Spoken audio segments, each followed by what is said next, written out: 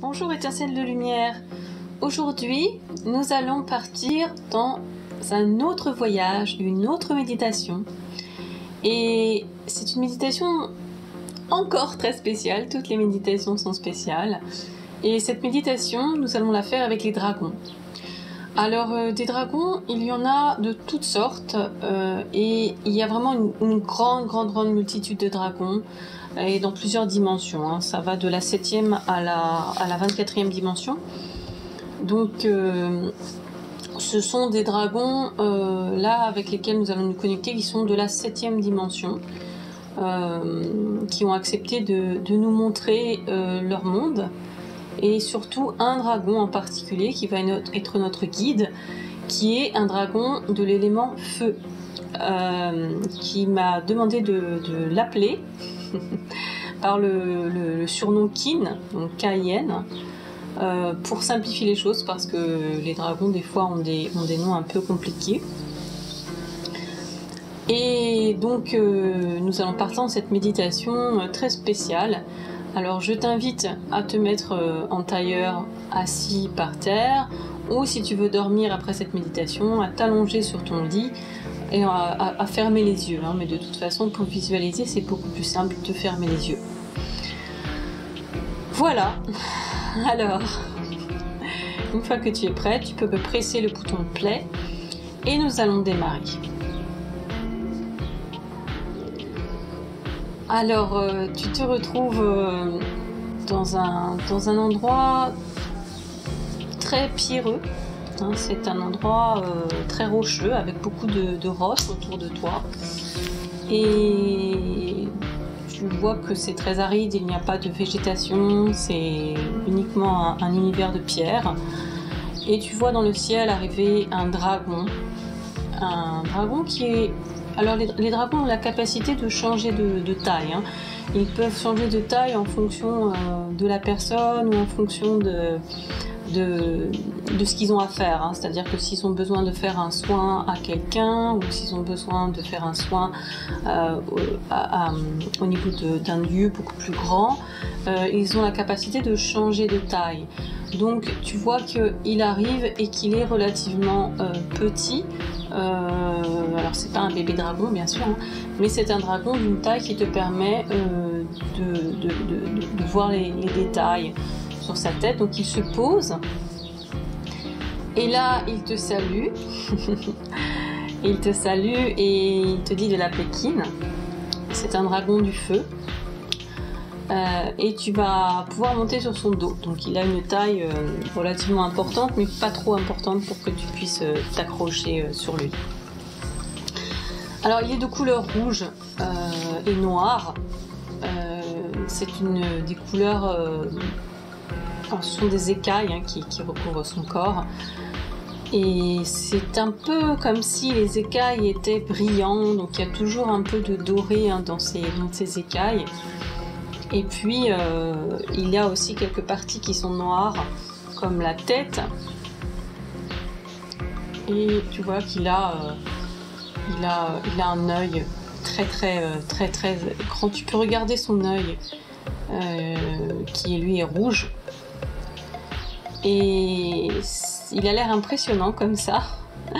Il fait un peu peur, mais c'est un être très bienveillant. Donc il se pose et il te demande de monter sur sa tête pour pouvoir arriver sur son dos, parce qu'il est trop haut, hein, pour toi pour pouvoir monter dessus, c'est très compliqué. Par contre tu peux monter sur sa tête, ou alors les gens peuvent monter à partir de sa queue, mais c'est beaucoup plus pratique par la tête. Donc il pose sa tête sur le sol pour que tu puisses monter. Alors ne t'inquiète pas, tu es très léger pour lui et tu ne feras pas mal. Et tu montes sur son museau et sur son front, et ensuite tu peux monter sur sa tête et t'accrocher aux espèces d'ailerons, hein, qu'il a sur la tête, la crête qu'il a sur le haut de la tête. Et ensuite tu arrives sur le dos. Ça fait comme un escalier en fait, hein. C'est fait exprès pour que les humains puissent s'accrocher, hein, puisque les dragons ont toujours travaillé avec les humains, surtout en Lémurie, surtout il y a très très très longtemps sur la Terre, ils faisaient partie de la Terre et ils étaient vraiment en osmose avec les humains. Et en fait, après, c'est les chevaux qui ont été utilisés, hein, bien après. Mais les dragons ont vraiment ce lien avec les humains qui a toujours toujours existé en fait. Hein. Donc c'est pour ça que tu as beaucoup de dessins animés avec les dragons, que tu as beaucoup de dragons dans le film, dans les objets, etc. Ils sont partout, tout le temps. Hein. Ils sont toujours là, sur un autre plan, mais ils sont toujours là avec nous. Donc maintenant que tu es assis sur son dos, tu peux t'accrocher facilement. Hein. Il y a plein d'endroits pour s'accrocher. Et tu t'accroches à sa crête. Et là, il commence à monter dans le ciel. Donc c'est très bruyant. Hein. C'est très bruyant parce que en fait les ailes font vraiment beaucoup de bruit. Et il a décidé de t'emmener dans un endroit spécial. Alors tu te laisses guider. Tu peux apprécier le vent sur ton visage. Tu peux apprécier l'air autour de toi. Tu peux apprécier la terre qui s'éloigne. Et tu peux voir à quel point c'est facile de monter très haut. Hein. Tu n'as pas besoin des avions. Les dragons font ça beaucoup mieux que les avions. Et on arrive très très haut. Et ça permet effectivement d'aller à un autre endroit où il veut t'emmener. Alors il vole jusqu'à un canyon, une espèce de grand canyon en pierre. Et là il descend pour arriver sur une petite corniche. Et tu vois qu'en fait c'est une énorme grotte. Tu vois que la grotte elle est taillée à flanc de rocher. Et que dans cette grotte, il y a un autre dragon. C'est un dragon cuivré. Il a une carapace, des écailles cuivrées. Et il t'explique que c'est la maman dragon. Et tu vois un espèce de grand nid avec plein d'œufs. Il y en a à peu près 5. Et il t'explique que c'est là où il vit. Et que c'est là où les œufs éclosent. Et que c'est là où il a sa famille qui vit en fait. Et donc tu peux marcher, donc il arrive sur cette corniche, tu peux descendre facilement, encore par sa tête, en descendant sur sa tête. Et tu peux marcher à l'intérieur. Donc c'est très impressionnant, ces deux grands dragons. Mais tu sens, tu n'as pas peur, c'est beaucoup de bienveillance. Ils sont très bienveillants avec toi. Et ils savent que tu ne leur veux pas de mal. Et tu t'approches devant cet énorme nid.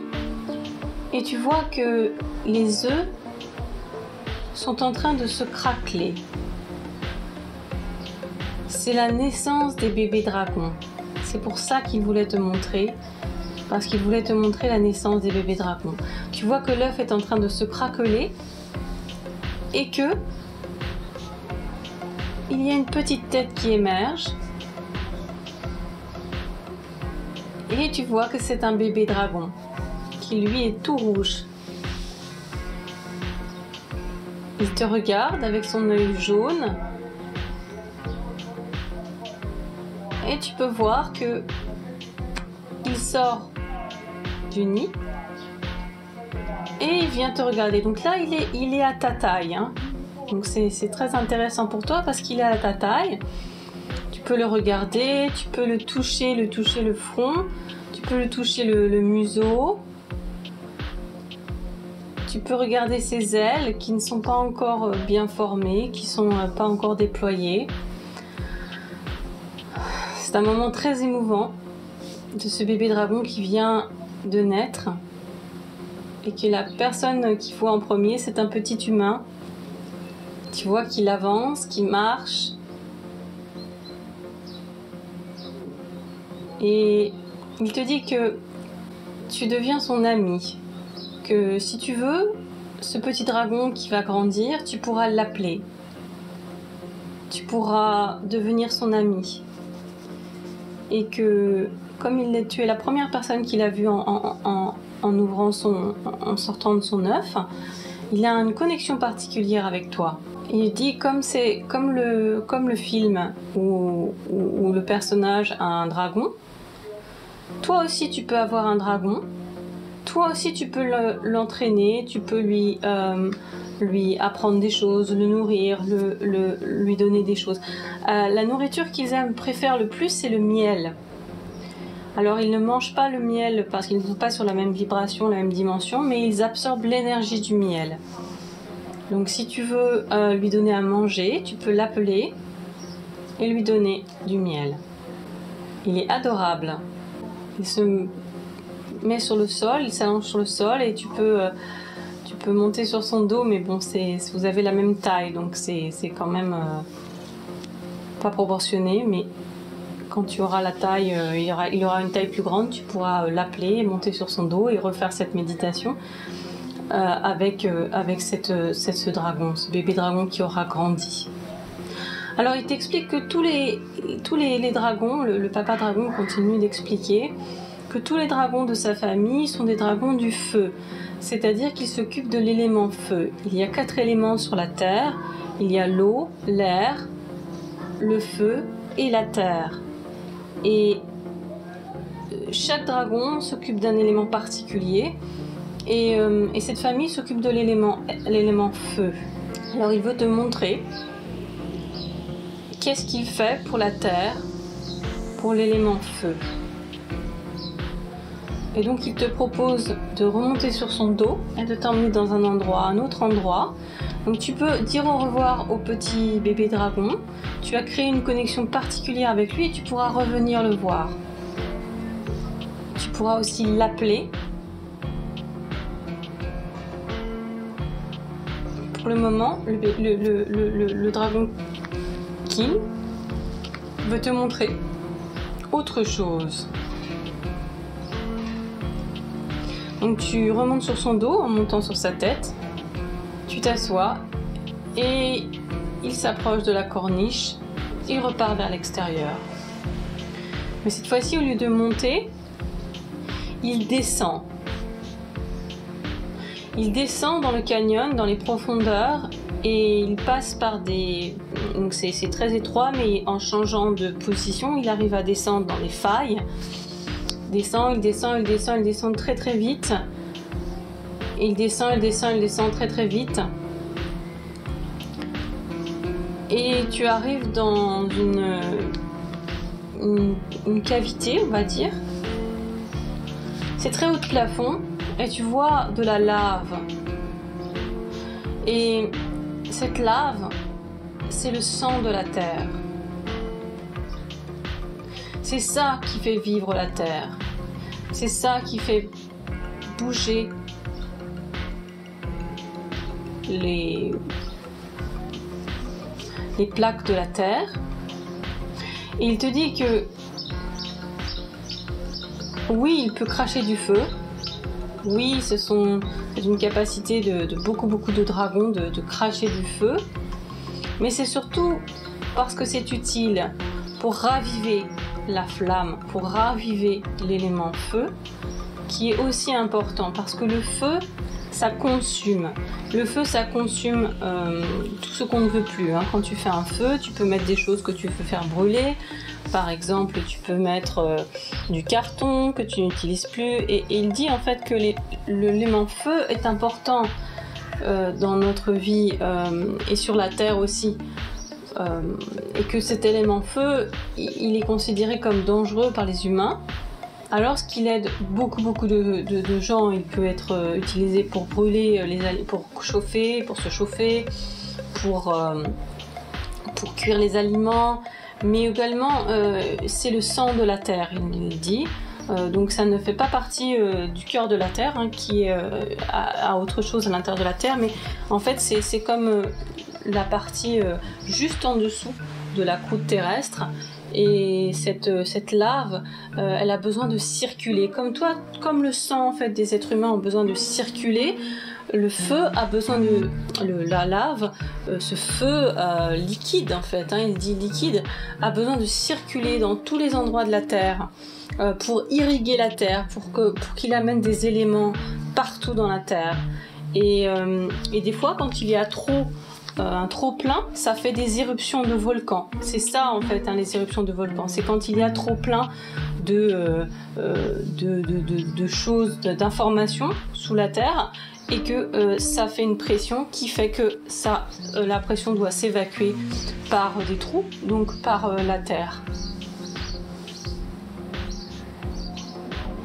Et c'est lui il est un des gardiens, un des garants et un des gardiens du feu, de l'élément feu sur la Terre. Et c'est très important, comme les autres éléments. Tous les éléments, les 4 éléments doivent être équilibrés sur la Terre pour que la Terre se sente bien.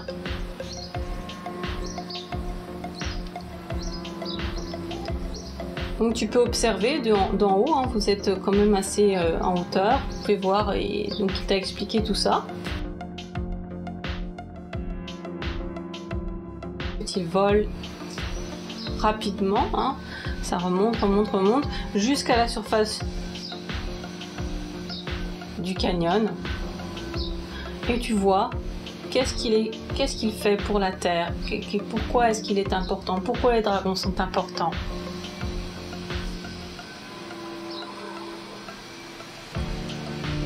Il te dit aussi que les flammes, la flamme, les différentes flammes que l'on utilise en spiritualité peuvent nettoyer, et donc lui peut nettoyer aussi, hein, ton corps. C'est une flamme qui ne brûle pas, c'est un feu sacré qu'il est capable de créer, qui ne brûle pas. Il te propose de te faire un soin, de t'asseoir en tailleur sur son dos, et que tu peux absorber toute l'énergie. C'est comme si la chaleur, alors ça ne brûle pas, hein, c'est un feu qu'il crée, qui te permet de consumer tout ce qui t'a posé problème. Il te fait un soin qui brûle qui nettoie tous tes corps, qui nettoie ton corps physique et tous tes corps, qui brûle, qui consume tout ce dont tu ne veux plus, qui nettoie.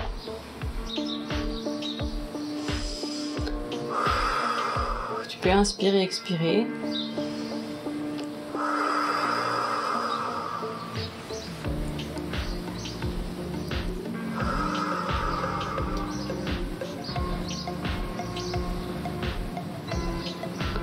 Voilà. Il dit que c'est le premier voyage, mais que tu peux revenir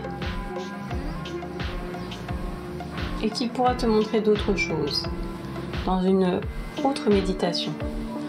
Alors, tu vois qu'il vole en direction de l'endroit d'où tu es parti, et tu vois cet endroit dégagé. Il se pose, et là tu peux descendre par la tête et tu peux retourner sur le sol, et là tu peux lui dire merci. Merci de m'avoir montré ton monde, merci de m'avoir montré ta famille. Et il te dit de regarder son œil. C'est comme ça que tu peux créer une connexion avec lui et le remercier sincèrement, pour qu'il puisse voir ta sincérité et ta reconnaissance. Et dans son œil, il peut voir ce que toi tu éprouves par rapport à cette visite, par rapport à cette visite de son monde. Tu peux dire au revoir, merci, et il repart dans les airs. Voilà, petite étincelle de lumière. Maintenant, tu peux rouvrir les yeux, revenir à la réalité, et j'espère que cette méditation t'a plu. Si oui, tu peux souscrire à ma chaîne pour recevoir encore d'autres méditations et pour pouvoir expérimenter encore d'autres mondes. À bientôt, petite étincelle de lumière.